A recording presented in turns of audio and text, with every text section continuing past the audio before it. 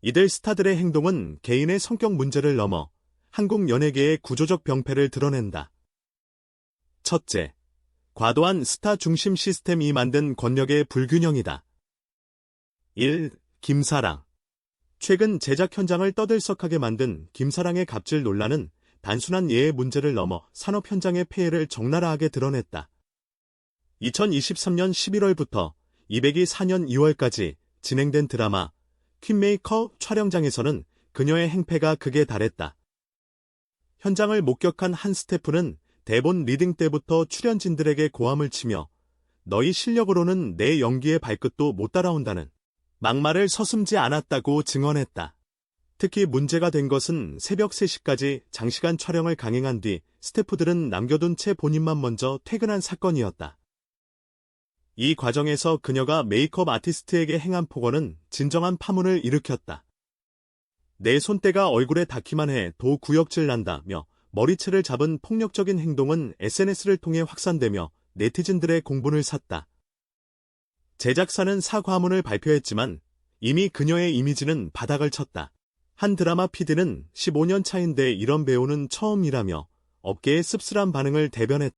이민호. 2022년 한 중소기업과 체결한 5억 원 규모의 홍보대사 계약을 두고 벌어진 이민호 측의 행태는 갑질이 교과서라 불릴 만하다. 계약서에는 명시되지 않은 초호화 그린룸 요구사항, 공기청정기 3대, 특정 온도의 생수 20병 등을 드러내며 현장을 혼란에 빠뜨렸다. 해당 기업 관계자는 행사 당일 새벽에 취소 통보를 받았고 위약금 3억 원을 추가로 요구했다고 폭로했다. 더 충격적인 것은 203년 1월 한 호텔에서 벌어진 소동이다. 이민호는 자신의 취향에 맞지 않는 베개를 제공했다는 이유로 야간 당직 매니저를 2시간 동안 괴롭힌 끝에 호텔 블랙리스트에 오르고 말았다. 한 연예기자는 외부에 알려진 사건은 빙산의 일각이라며 최근 3년 새 소속사에서 처리한 민원만 17건에 달한다고 전했다. 특히 문제는 이런 행동들이 체계적으로 은폐되어 왔다는 점이다. 그의 소속사는 모든 사건에 대해 의도적 왜곡이라 주장하지만 속속들이 드러나는 증거들 앞에서 설득력을 잃고 있다. 3. 제니, 블랙핑크. 2023년 7월 8일 패션위크에서 벌어진 제니의 행동은 국제적인 망신으로 이어졌다. 현지 스태프 12명을 8시간 동안 대기시킨 끝에 15분 만에 자리를 떠나는 바람에 프랑스 현지 언론들로부터 아시아에서 온 디바라는 조롱을 받았다. 한 프랑스 패션 에디터는 헤어 메이크업에만 3,000유로, 약 430만 원을 지출했지만 실제 작업은 일 공장의 사진으로 끝냈다고 폭로했다. 더 심각한 것은 2024년 1월 생일 파티에서 벌어진 현금 선물 요구 사건이다. 초청된 기자들에게 공식 자리에서 편지보다는 현금이 더 실용적이다는 발언을 한 것으로 알려져 있다. 이에 대해 소속사 Y엔터테인먼트는 왜곡된 보도라 반박했으나 참석자들이 공개한 녹음 파일은 정반대의 진실을 말해주고 있었다.